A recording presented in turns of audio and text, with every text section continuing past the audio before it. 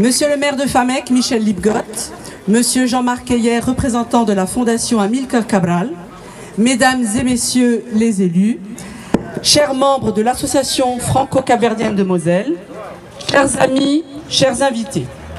C'est avec une immense émotion et une profonde fierté que je vous souhaite la bienvenue ici, sur la place Amilcar Cabral, pour commémorer ensemble un moment fondateur de notre histoire, le 50e anniversaire de l'indépendance du Cap-Vert. Il y a 50 ans, le 5 juillet 1975, le Cap-Vert devenait libre et souverain. Ce jour-là, un rêve vieux de plusieurs générations devenait réalité, grâce à l'engagement, au courage et à la clairvoyance d'hommes et de femmes qui ont cru en l'émancipation de notre peuple. Parmi eux, le nom Amilcar Cabral.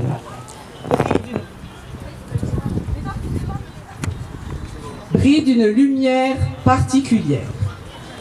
Visionnaire, humaniste, stratège politique, il a su faire de la lutte pour l'indépendance une lutte pour la dignité, pour la justice et pour la culture. Que cet hommage, ici à Famec, soit aussi un signe fort. La mémoire d'Amilcar Cabral n'appartient pas qu'à l'histoire du Cap-Vert ou de la Guinée-Bissau. Elle appartient à l'humanité tout entière. Et nous, Cap-Verdiens de Moselle, Français d'origine capverdienne, avons le devoir de la faire vivre. Je tiens à remercier chaleureusement la ville de Famec, Monsieur le maire Michel Lipgott pour son soutien constant à notre communauté. Merci d'avoir fait de cette place un lieu de mémoire et de rassemblement. Votre présence aujourd'hui, ainsi que celle des élus et de représentants institutionnels de la ville, honore notre association et la diaspora capverdienne. Un immense merci également à Monsieur Jean-Marc Heyer, dont la présence ici nous touche profondément. Grâce à votre engagement, au sein de la Fondation Amilcar Cabral et dans notre association franco-capverdienne, la pensée de ce grand homme continue d'inspirer les nouvelles générations sur les deux rives de l'Atlantique.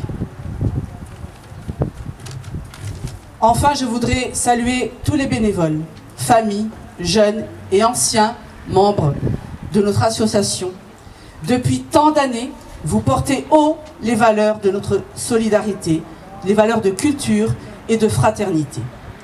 Ce 50e anniversaire, c'est aussi le vôtre. Mes chers amis, aujourd'hui nous ne commémorons pas seulement une date. Nous affirmons ensemble que l'histoire du Cap-Vert continue de s'écrire ici, en Moselle, à travers nos engagements, nos langues, nos musiques, nos mémoires partagées. Vive l'indépendance du Cap-Vert, vive l'amitié entre la France et le Cap-Vert, vive la mémoire d'Amilcar Cabral, viva Cabo Verde, viva l'indépendance de Cabo Verde, viva! Viva! C'est vrai qu'on n'a pas 36 000 places qui portent un nom dans la ville, et nous avons souhaité, il y a déjà longtemps, que Amilcar Cabral puisse effectivement être identifié, reconnu dans cette ville, pas seulement parce que nous estimons le révolutionnaire qu'il a été et les résultats qu'il a obtenus, mais aussi parce qu'à travers lui, c'est l'ensemble de la communauté qu'il représente. Et chaque fois qu'on passe devant, et on n'y passe pas qu'aujourd'hui, même si on est de plus en plus nombreux et on aurait attendu encore une heure, on serait 2000, mais ceci étant dit, chaque fois qu'on passe devant, ben on se souvient effectivement de ce qu'il a pu faire.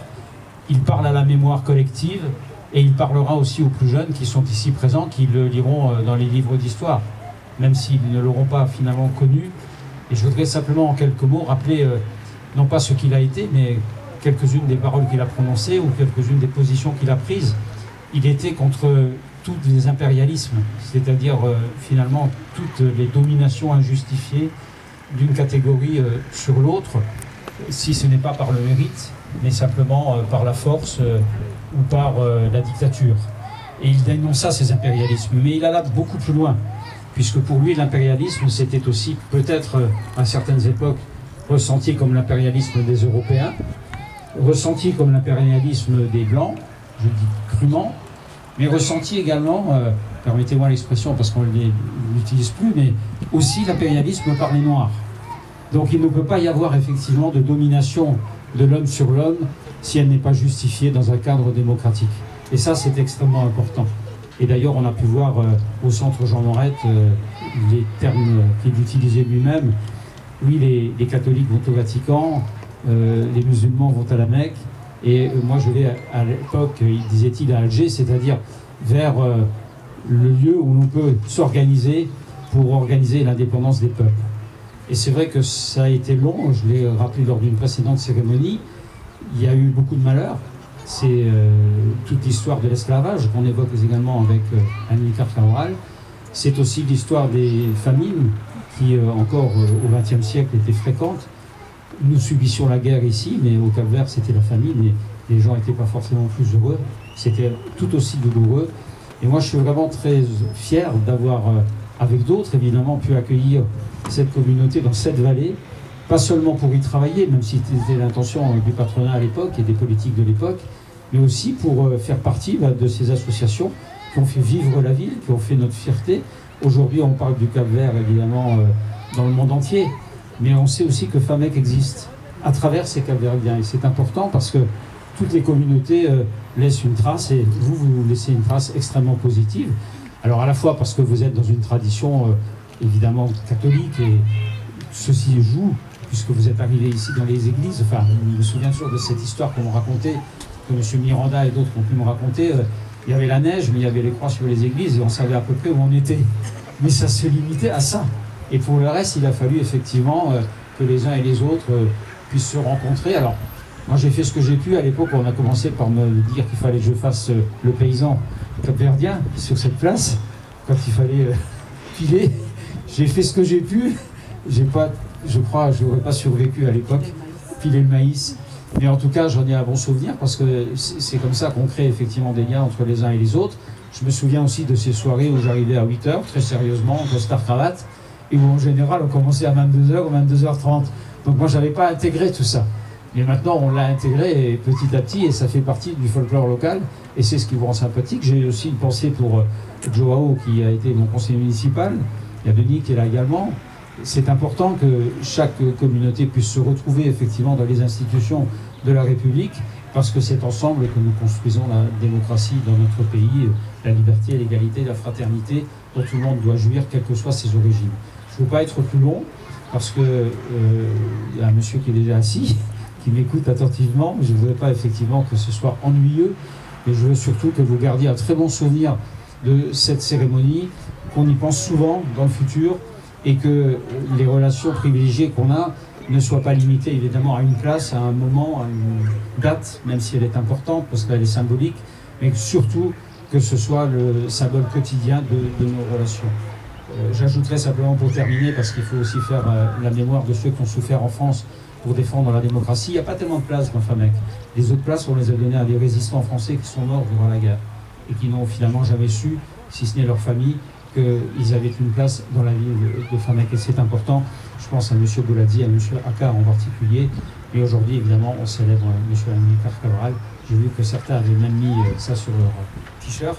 Et puis, juste pour terminer par un petit clin d'œil, j'ai recroisé Arlindo, ou plutôt lui, il m'a recroisé tout à l'heure. Ça m'a fait beaucoup de bien, parce que finalement, il a gardé plein de souvenirs que moi j'ai oubliés. Parce que c'est compliqué quand effectivement on a des responsabilités de se souvenir de tout le monde, mais on se rend compte qu'à un moment donné, le moindre petit fait, la moindre petite action qu'on peut avoir, peut effectivement s'inscrire dans un souvenir, et c'est important. Et je le remercie, je ne sais pas s'il est encore là, mais en tout cas, de m'avoir fait passer ce petit message. Voilà, merci de m'avoir écouté, et bonne fin de week-end. Excellent. Je souhaite la bienvenue sur la place Amilcar Cabral, ça a été dit. Je vais seulement rajouter une chose, c'est que cette place-là, elle est unique en France. Je pourrais presque dire unique en Europe, parce qu'il n'existe pas de place Amilcar Cabral de cette dimension et dans une situation centrale d'une commune en Europe. Même pas au Portugal, même pas au Luxembourg, même pas en Hollande, où il y a des grosses communautés, ils ont des petits squares, des petits trucs. Cette place-là, elle est quasiment unique en Europe. Donc gardez bien ça en tête. Et Amilcar Cabral, que vous le vouliez ou non, parce que je pense qu'il y a certains politiques au Cap-Vert qui ont du mal à l'intégrer, mais sachez quand même que sans Amilcar Cabral et le PIGC, il n'y aurait pas eu d'indépendance du Cap-Vert. J'ai entendu des discours de politiques où ils ont réussi à parler dans le cadre de la libération du Cap-Vert et du 50e anniversaire sans jamais prononcer le mot d'Amilcar Cabral. Je ne sais pas comment ils ont réussi, ils se sont entraînés ou quoi. Voilà, est-ce que c'est du déni, est-ce que c'est... Je ne sais pas. Donc ne l'oubliez jamais, sans les combattants du PIGC et Amilcar Cabral, vous n'auriez jamais été indépendant. Maintenant, au nom de la Fondation Amilcar Cabral, j'ai prévenu le président Pires de ce rassemblement sur la place Amilcar Cabral. Il vous salue tous chaleureusement. Vous imaginez bien qu'à cette heure-là, il est occupé à Praia. Alors, je ne sais pas, mais on a un petit alignement de planète quand même, mais à 1 heure près, on était presque dans le timing exact de la proclamation de l'indépendance du Cap-Vert, puisque la proclamation a eu lieu au stade de Praia à 12h40. Donc vous rajoutez 3 heures, hein, puisque c'est heure locale, et on arrive déjà à 15h40, 16h, voilà. On va dire à 2 heures près, on était presque dans le timing de la proclamation de l'indépendance du Cap-Vert. Voilà, voilà.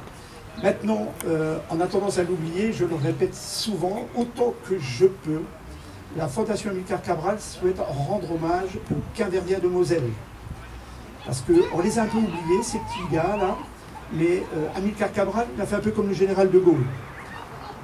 De l'appel du 18 juin, mais Cabral aussi, il a fait son appel aussi.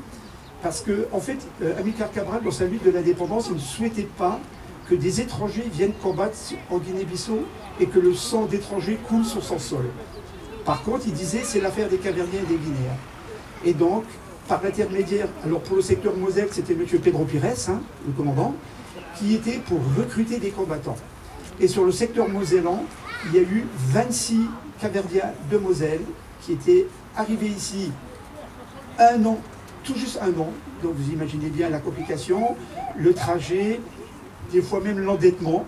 Et ils n'ont pas hésité, ils sont repartis en Guinée-Bissau, combattre aux côtés d'Amilcar Cabral. Donc à quelque part, ces 26 Mosellans capverdiens, ils sont aussi un petit peu l'artisan de cette indépendance. Alors, la Fondation Amilcar Cabral souhaiterait rendre hommage à ces 26 en faisant une stèle à Ribera Grande, à Saint-Anton. Le maire de Saint-Anton, de Ribera Grande, il a donné un accord de principe, il y a eu des études qui ont été faites, il y a un dossier qui a été fait, et ils disent, voilà, nous, on laisse le terrain, ce sera à Pouvasson, parce qu'en fait, l'idée, c'est que ces gens-là, ben, ils sont restés après le Cap-Vert, ils ne sont plus revenus en Moselle. Hein. Certains sont décédés sur le champ, d'autres ont survécu, et donc ils ont des enfants, des petits-enfants, peut-être même des arrière-petits-enfants. Et on devrait leur rendre hommage. Je pense que la moindre des choses, c'est qu'on leur fasse une stèle à Pouvasson avec leur nom inscrit. La liste, elle est à la galerie, je l'ai, je peux la donner à qui veut la consulter, cette liste. Voilà. Et ce qu'ils disent au Cap-Vert, c'est de dire c'est bien que les politiques français fassent un petit geste. Nous, on prépare le terrain, on fait tout, mais ce serait peut-être bien quand même que la diaspora capverdienne, voire les politiques français, participent au financement de cette stèle.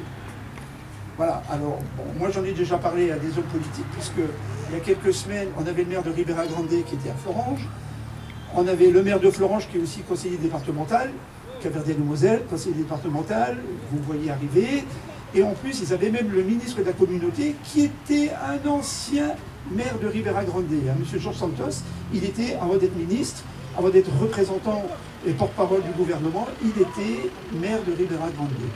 Donc je me suis dit, là c'était une opportunité formidable, cette rencontre n'a pas eu lieu.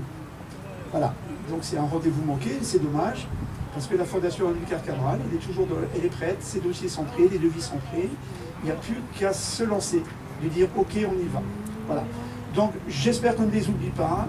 Alors eux, c'est pas le 50e anniversaire, c'est le 60e anniversaire, puisqu'ils ont quitté Famec, Florange, Nilvange, Plutange en 1965. Voilà. Et puis je resterai là, et puis bien entendu, comme l'a dit justement Maria, vive le Cap-Vert, vive l'indépendance et vive Amilcar Cabral.